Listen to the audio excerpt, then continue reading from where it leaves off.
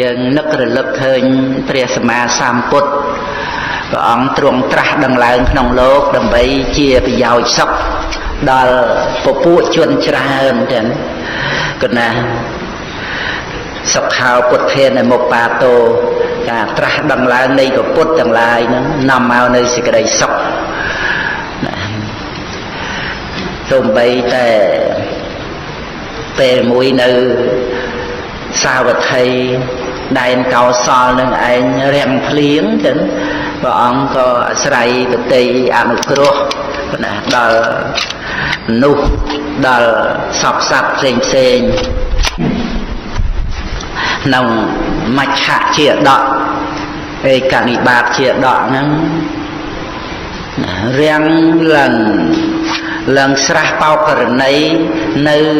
ចិត្តខ្លោងទ្វាវត្តចេតពុទ្ធនឹងរីងជាសលភ័ងត្រីយ៉ាប់មែនទេណាគឺត្រូវវិនិច្ឆ័យត្រូវស្លាប់បន្តហើយដំណាំដាំដុះអីក៏ស្វិតក្រៀមអស់ពួកសត្វក៏លំបាកនឹងរកចំណីស្លឹកឈើព្រៃស្មៅអីហ្នឹងព្រះអង្គទ្រង់ស្ដេចយាងបិណ្ឌបាតក្នុងក្រុងសាវត្ថីហើយសម្រាប់ផុតកិច្ចរួចព្រះអង្គទ្រង់មកប្រថាប់ឈរនៅនឹងក្បាលជណ្ដើរដែលចុះទៅក្នុងស្រះបោករណីក្នុងវត្តចេតពុទ្ធនឹងព្រះអង្គត្រាស់ឲ្យព្រះអនន្តយកនៅសម្ពុតស្រង់ទឹកព្រះអនន្តថាព្រះអង្គក្រែងស្រះនឹងរីងអស់នៅសល់តែភក់មិនមែនទេឬព្រះអង្គបានអីស្រង់នៅនឹងស្រះនឹងព្រះអង្គត្រាស់ថាអនន្តអានុភាពរបស់ពុទ្ធធំណាស់អ្នកទៅយកសម្ពុតសម្រាប់ស្រង់ទឹករបស់តថាគតមកចឹងទៅក៏យកមកថ្វាយព្រះអង្គឆ្លៀកមកកណាត់រុំបកាយមកកណាត់ហើយព្រះអង្គក៏តាំងបតីថាតថាគតនឹងស្រង់ទឹកក្រណប៉ុណ្ណឹងទាំងគឺថាក្តៅដល់អាសនៈកអិនភ្លាមអិនពិចារណាទៅបានជ្រាបអូព្រះសាស្តាព្រះអង្គត្រូវការស្រង់ទឹកក៏ណាបានចាត់ចែងដល់វេលាកទេវបុត្រអីហ្នឹងដើម្បីណាញ៉ាំងភ្លៀងនឹងឯងក្នុងដែនកោសលពួកខ្មៅមកក្រឹបភ្លៀងទៅនឹងឯងហើយភ្លៀងនឹងភ្លៀងស្រះបោករណីទាំងមូលហ្នឹងទាំងគឺថាទឹកឡើងមកដល់ក្បាលចដៅខាងលើហ្មងណាហើយព្រះអង្គឈួរហាលភ្លៀងឬទៅព្រះអង្គចុះទៅក្នុងស្រះហ្នឹងឡើងមកព្រះអង្គទ្រង់បានប្រទាននៅសុគតោវាទគឺអវាទរបស់ព្រះសកុតសាស្តាដល់ភិក្ខុទាំងឡាយនៅពេលរាំងភ្លៀងហើយហ្នឹងក៏ទ្រង់ចូលទៅណាសំងំក្នុងព្រះគុណកតហូតដល់ពេលពុទ្ធកិច្ចពេលប្រលប់ដែលភិក្ខុទាំងឡាយសន្ទនាគ្នារឿងអីហ្នឹងព្រះអង្គដាច់ជាងមកជួបនឹងភិក្ខុទាំងឡាយនៅនាឧបដ្ឋានសាលាហ្នឹងថាអ្នកទាំងឡាយសន្ទនាគ្នារឿងអីក៏បានទូលព្រះអង្គថាកំពុងតែសន្ទនាគ្នាអំពីអានុភាពរបស់ពុទ្ធនឹងឯងចឹងដល់ចឹងទៅបានព្រះអង្គទ្រង់ត្រាស់សម្ដែងណាអានឹងដែលតថាគតជាពុទ្ធហើយប៉ុន្តែកាលដែលតថាគតនៅជាសត្វទេឆាននៅជាត្រីហ្នឹងហើយក៏តថាគតបានប្រកាសអធិដ្ឋានឲ្យមានភ្លៀងធ្លាក់ណាហើយក៏ទ្រង់ប្រកាសសម្ដែងក្នុងមច្ឆជាដកហ្នឹងកាលហ្នឹងនៅនឹងកោសលនឹងឯងចឹងប៉ុណ្ណាប៉ុន្តែមិនតាន់មានវត្តចេតពុទ្ធមានអីទេណាមាន bằng bùa miền sra ấy nâng chăng hay pre rộng bồ đề sát chiết trầy nâng bê nâng răng liêng hay phụ ai phụ bà xây ấy đợt tây nâng mau chắp trầy chia chùm này nâng đôi chia cầm nọt rồi bọc luôn để chi bàn chẳng ạ nâng này để bàn chụp nơi cầm nọt cứ bò rịp hộp trầy nâng đôi chấm pre rộng bồ đề sát khơi cao vì nè từ này phụ nhiệt nâng cọt bàn thọc chanh nhầm bị phụ để cọt luôn nâng hay cài phê chẳng cu nó đôi cài mà đi chẳng chẳng sầm lưng mơ tờ lơ mê ấy có bậc ca đòi sự trà thiệt thà nơi có ông ăn ấy cứ ăn sở chẳng cứ ban bậc ca thao tăng bị dương cao báo mình đai khay sầm lập chỉ vật sập chia chùm này thế thầm mà đa trấy tay để bò đi phô khúc chùm này đừng ó để dương sầm bay để sập miên chỉ vật phân cọp co tôi và bên đá rồi dân đại bàn bò đi phô chỉ vật bò đi phô sắp từng ở nâng đòi ca sầm lắp sắp bò đi phô đài và ca chẳng á chứ là đòi này xây là ba làm mấy mà ông bò đi phô để slide tới bò phô xây để admin chỉ ca sầm lắp sắp nâng ấy có ban thật than đòi sắc chạ về trà nâng và bà phải chuẩn nạ xôm bằng ao phiêng nào hay bà phải chuẩn nạ nâng bồ chẳng chẳng nâng đòi âm na này ca bằng pinh bằng ba làm mấy rồi bỏ ông mà phong hơi đòi âm na này xây là côn để của ông miên mà ở đây mình sầm lập sắp chẳng lại nâng ai mình sầm lập sắp để miền chi vật chẳng lại nâng rồi liêng mau ở cực kênh nè tất nâng tinh sra là vừa ai phụ nhiệt nâng bàn ruột nè sập bài sọc tỏ từ tiệt tới nâng ở bột tròn trong bàn và cả sầm đáy nhưng vì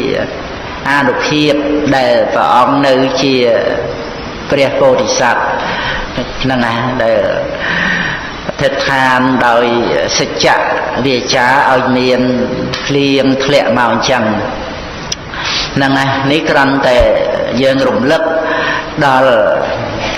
bột thiên đục hiệp tiền ca để vào ông nơi pinh bon ba rồi mấy tiền ca để vào ông ban tra cứ vào ông miền ta học được tây cả na được cua rồi sập sạt na ở chỉ vì thế cứ vào ông trung và các sầm đáy nơi sạch chạ thua thì một nà ông và cả sầm đáy prap nơi cả bật nâng để ai phơi ai bột bò để sạch nâng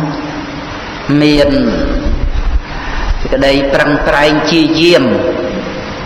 nòng ca cầm chặt bom nơi thì cái đây chớ xôm bay của sao vít được cả xền có tới cột sừng cọt bán đòi vi rỉ dạ sang và rạ năng hay sô rỉ giang thì cái đây khliêu khla mình khla chừng po ốp sạ pro bàn chưa chuyện thấy smart strong nơi nông xì cái đây lọ chưa chuyện thà xì cái đây lọ cứ chỉ côn chẳng từ thà mòn tóm nông ca phục rất nơi côn nằng ấy đòi mình khla ốp sạ cứ kỹ lẽ ốp sạ cứ xì cái đây chừng ốp sạ chi ác sao bị ba ốp sạ tiện tuông tới nâng kỹ lẽ nè đặt tây nâng sách đại chế ốp sạ để ai thơ ai một cô tuần sau nâng ấy chọc cho những tí phơi nấy sẽ cái đây là đào từ tam phơi mía phơi bầy xài có bàn tay ốp sạ màu môn thì cái đây sầm rách nâng cạt là còn á ឧបសគ្គដូចជាភ្លើងដែលដុតព្រៃឆេះខ្ទេចខ្ទីតែដល់ពេលមកជួបនឹងដុំដែកក៏ហមហើយត្រូវភ្លៀងមកក៏លួចដែកនោះឲ្យរឹងលើសដើមហ្នឹងសូរិយ៉ាងចឹងប៉ុណ្ណាភ្លាវខ្លាមិនភ័យខ្លាចមិនតក់ស្លុតចំពោះឧបសគ្គដោយសារការជឿនិងដោយការស្មោះស្ម័គ្រចំពោះសេចក្តីល្អទុកចិត្តទៅលើសេចក្តីល្អពេញលេញ 100% គឺថាដើរនៅក្នុងផ្លូវនៃសេចក្តីល្អអាហ្នឹងជាជំនឿដែលទុកចិត្តទៅក្នុងគុណគឺសេចក្តីល្អហ្នឹងតែបដូរផ្ដាច់ណាធ្វើបីថាត្រូវបាត់បង់ជីវិតក៏ស្ថិតនៅក្នុងផ្លូវនៃសេចក្តីល្អណាដោយវីតសោកថេរៈអញ្ចឹងដែលធ្វើដំណើរមកគាល់ព្រះអង្គនៅមកយោជកន្លះទៀតក៏កើតចលគោបាត់បង់ជីវិតទៅចិត្តដែលស្មោះស្ម័គ្រគាល់ព្រះអង្គហ្នឹងគឺ94មហាកប្បនៅក្នុងសុគតិភពសន្សំឧបនិស្ស័យមកបានជាប្អូនប្របាទធម្មាសោកបានខ្សែគប់ជាមួយនឹងគិរីតតថេរៈហើយសិក្សាត្រៃបិដកហ្នឹងណាបានសម្រេចមគ្គផលក្នុងព្រះសាសនាតាំងតែពីឃើញរូបក្នុងកញ្ចក់លះសកាយៈទិដ្ឋិបានដោយសោតាបត្តមៈបួសសម្រាប់ព្រះអរហន្តនិងឧបនិស្ស័យដែលបដូរផ្ដាច់ក្នុងផ្លូវនៃពុទ្ធហ្នឹងឯងដូរផ្ដាច់ចឹងក្នុងផ្លូវនៃសេចក្តីល្អកម្លាំងចិត្តពុទ្ធបរិស័ទគុណម្ចាស់គឺបានឃើញទីពឹងនៅត្រង់ការកំណត់ដឹងណារូបធម៌នេះមធម៌នេះឯងចឹងគឺថាមិនជាមោខៈអត្ថប្រយោជន៍ឬក៏នៅក្នុងភាពសង្ស័យចពិចចពិលមិនតន់បានដឹងថាផ្លូវដើរហ្នឹងគឺផ្លូវណានោះទេគុណចាស់ញាតិញោមបានដឹងផ្លូវបដិបទាដែលនឹងឲ្យសម្រេចនៅទីពឹងហ្នឹងគឺការកំណត់ដឹងជីវិតជាប្រកដីហ្នឹងមុននៅណាមុនទៅណាបើមិនមែនជាចិត្តជារសឹករូបទេវាជាស្អីទៅវិញទៅហ្នឹងហើយបើមិនមែនឧបាទានខណ្ឌទេតើវាជាស្អីគ្រប់គ្រាគ្រប់ពេលវេលាទាំងអស់ហ្នឹងហ្នឹងហើយនៅក្នុងកិច្ចការងារដែលពុទ្ធបរិស័ទមានសេចក្តីជ្រះថ្លាសម្រេចបាននៅបញ្ញាជាទីបំផុតដែលបានដឹងឧបាយនៃសេចក្តីសម្រេចនេះឯងចឹងបានមកជួបជាមួយនឹងសតិប្បដ្ឋានបរិបត្តិណាវឹកហាត់អប់រំរឿយឲ្យបានយល់អំពីធัวជាប្រកដីដែលអត់មានបញ្ហាដែលថាយើងត្រូវបានអីអត់បានទៅវាត្រូវខ្វល់វាត្រូវកើតទុក្ខណាគឺអត់មានបញ្ហាហ្នឹងចឹងប៉ុណ្ណាគឺជាអ្នកដែលប្រព្រឹត្តទៅស្មោះត្រង់ជាមួយនឹងខ្លួនឯងគឺការដែលមិនចោះចូលជាមួយគ្នានឹងកិលេសបាបធัวផ្សេងហ្នឹងណារស់នៅជាមួយគ្នានឹងកុសលសូបសម្បទាមានសេចក្តីសុខក្នុងចិត្តគឺថាកម្លាំងនៃកុសលធម៌នឹងរឹងប៉ឹងទៅណាស់កន្លែងណាមិនតាន់បានដឹងគឺតថាគតពោធិសទ្ធាណាសទ្ធាដែលបានជ្រួតជ្រាបទៅក្នុងព្រះសម្មាសម្ពុទ្ធការត្រាស់ដឹងរបស់ព្រះតថាគតនឹង ហើយទុកចិត្តចំពោះព្រះបរមពុទ្ធោវាទចឹងគឺថាមិនញាប់ញួរមិនក្លែងក្លងទៅចោះចូលជាមួយនឹងខ្មាំងសត្រូវគឺកិលេសមានលោភៈថាលោភៈនឹងនាំឲ្យសោកឬក៏ចោះចូលទៅជាមួយនឹងទោសៈថាទោសៈនឹងឯង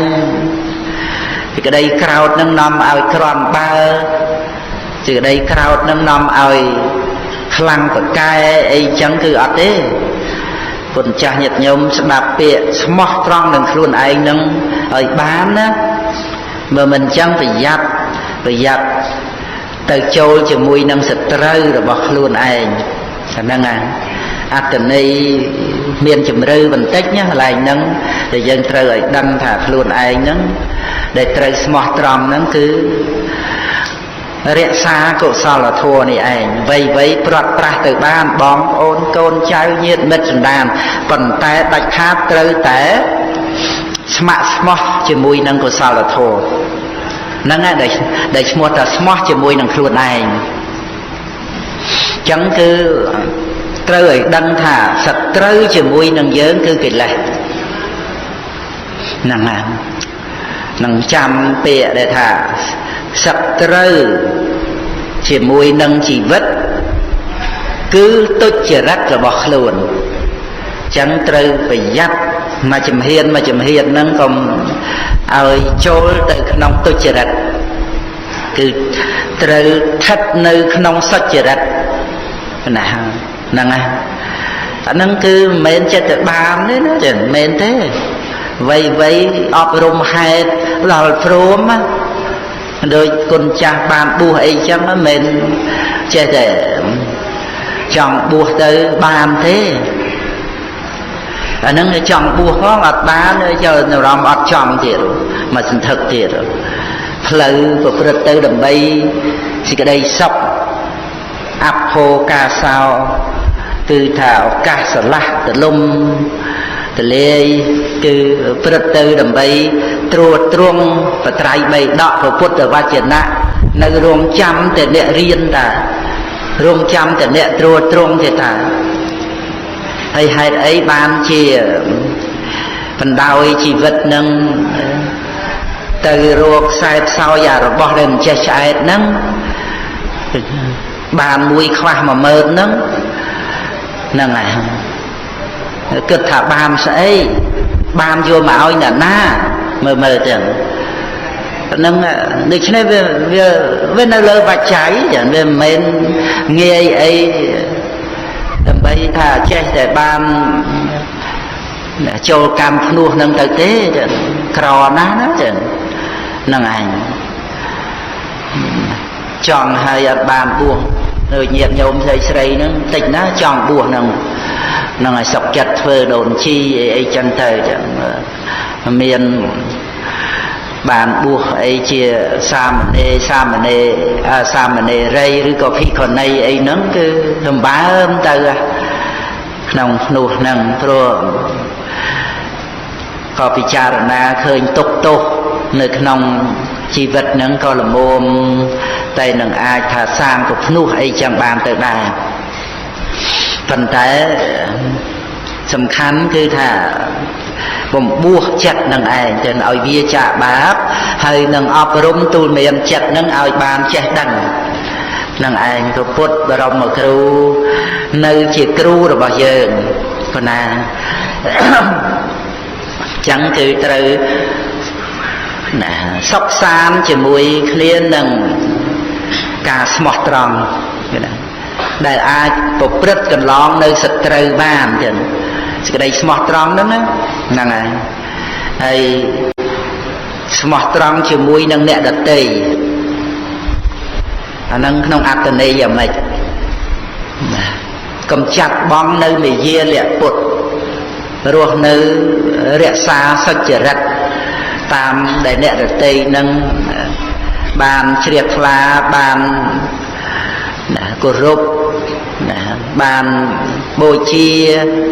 បានស្គាល់យ៉ាងណាគឺថារក្សាគុណរក្សាសេចក្តីល្អហ្នឹង ដែលមិនអាចជាទីតាំងនៃការតេះដៀលនៃខ្លួនឯងសប្បុរសដឹងហើយមិនតេះដៀលមិនងាយទេណាចឹងហ្នឹងអាការដែលស្មោះត្រង់ជាមួយនឹងអ្នកដទៃហ្នឹងប្រព្រឹត្តអីដោយចំពោះមុខហ្នឹងក៏រឹងប្រែងសំដែងនៅអ្វីដែលជាគុណអ្វីដែលជាសេចក្តីល្អចឹងទៅទាញលៀបសក្ការៈការរាប់អានការបូជាអីហ្នឹងក៏ប៉ុន្តែគុណវាអត់មានលមមជាមួយនឹងការដែលអ្នកដទៃនឹងបានទទួលដឹងមកវាមិនមែនដល់ទៅគុណអីពងខ្ពស់លោកតរៈអីទេគឺថាគុណដែលប្រព្រឹត្តទៅក្នុងសីលគុណគុណដែលប្រព្រឹត្តទៅដោយការសម្រួមអីហ្នឹងចឹងហ្នឹងណាបានស័ក្តិសមល្មមនឹងដែលអ្នកដទៃហ្នឹងទទួលដឹងទទួលស្គាល់រាប់អានហ្នឹងអាហ្នឹងដែលស្មោះត្រង់ជាមួយនឹងអ្នកដទៃហ្នឹងហើយតែកាលណាយើងមិនប្រព្រឹត្តរក្សានៅគុណនឹងឯងឲ្យល្មមកម្រិតដែលអ្នកដទៃនឹងទទួលដឹងអាហ្នឹងឈ្មោះថាយើងក្បត់អ្នកដទៃចឹងប៉ុណ្ណាអាហ្នឹងដូច្នេះគឺថាការរស់នៅជាមួយនឹងសច្ចៈពិតត្រង់ឬក៏ស្មោះត្រង់នេះគឺត្រូវតែសិក្សាឧបាទរបស់ព្រះអង្គនឹងចម្រើនទៅដោយសទ្ធាសតិហិរិអោតបៈនឹងឯងបានយ៉ាងមាំមួនទៅនឹងឯងមានការប្រព្រឹត្តអ្វីខុសក៏មានសតិសម្បជញ្ញៈដើម្បីសង្រួមដើម្បីលះនឹងឯងដោយយើងបានស្ដាប់ហើយក្នុងវិជាដកដែលសម្ដែងពីព្រះវិជ័យកពុទ្ធនោះណាហ្នឹងហើយបានិយៈជាដកហ្នឹងមើលគ្រាន់តែមានចិត្តស្រឡាញ់ប្រពន្ធគេឃើញប្តីប្រពន្ធគេដើរមកអញ្ចឹងឃើញភរិយាគេនឹងសំរូបសំរៀងពួរសម្បុរមុខមាត់អីចឹងទៅក៏កើតលោភចិត្តឡើងគ្រាន់តែប៉ុណ្ណឹងគឺសង្វេគហ្មងជាសង្វេគចំពោះកិលេសរបៀបហ្នឹងហើយកិលេសហ្នឹងសៅមងស្មោកគ្របក្នុងចិត្តហើយ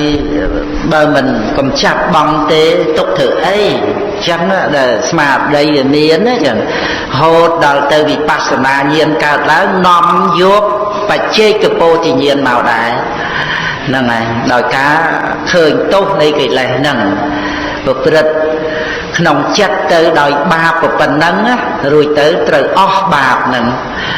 ដោយបច្ចេកពោធិញ្ញាណហ្នឹងហើយអាហ្នឹងគឺការរង្គៀសចំពោះបាបអកុសលហ្នឹងចឹងណាចឹងបាន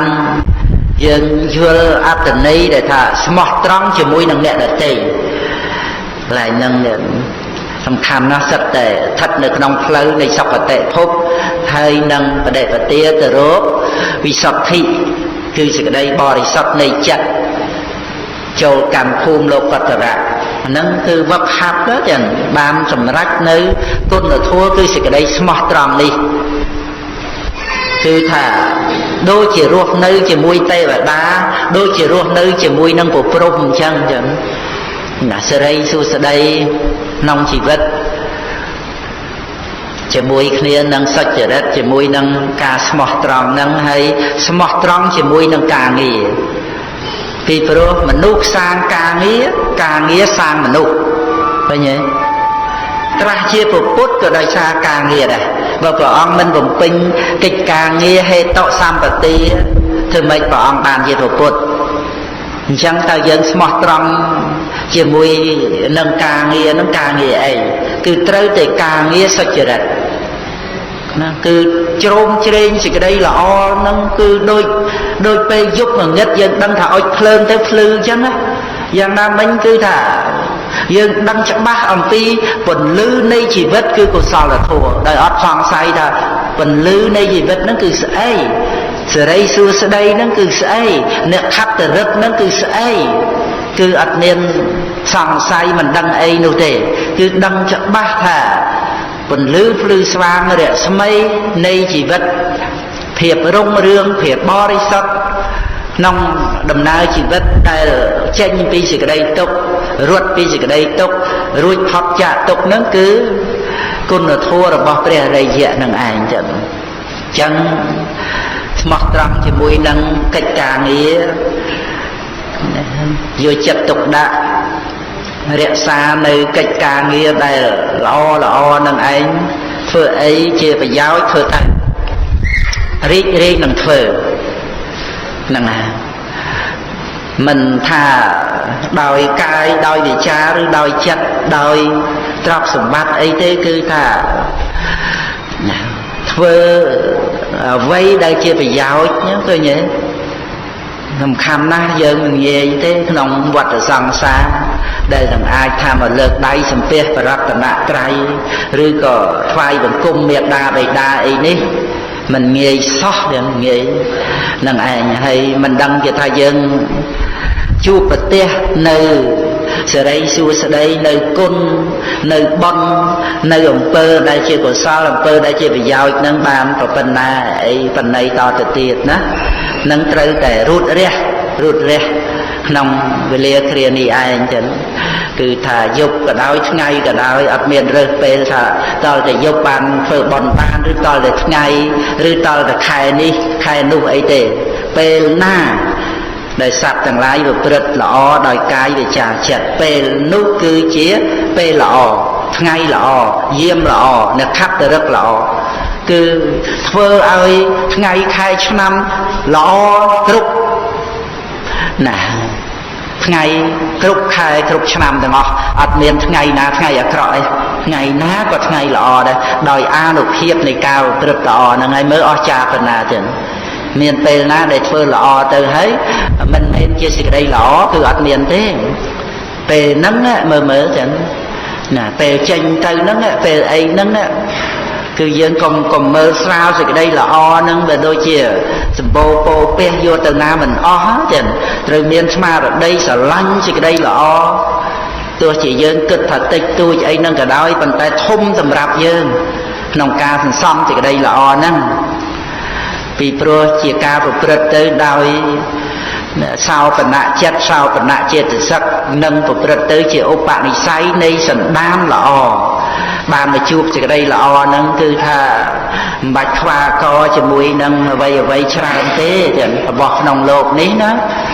នឹងឯងចឹងឲ្យតែបានបំពេញសេចក្តីល្អគឺយើងស្កប់ស្កល់យើងគ្រប់គ្រាន់ហើយក្នុងជីវិតដែលនៅបានរស់នេះបើមិនបានរស់ផងពេលវេលាសិតតែថ្ងៃស្លាប់ចឹងគឺថាយើងជ្រះថ្លាណាស់ជាមួយនឹងគ្រប់សេចក្តីល្អទាំងអស់ដែលជាភូមិឋាននៃពន្លឺភ្លឺស្វាងគឺបញ្ញាប្រាស់ដឹងអរិយសច្ចធម៌ទាំងសូមអនុមោទនាណាទុក្ខបត្តាចនិនតុងខាភយ៉ាងបន្តា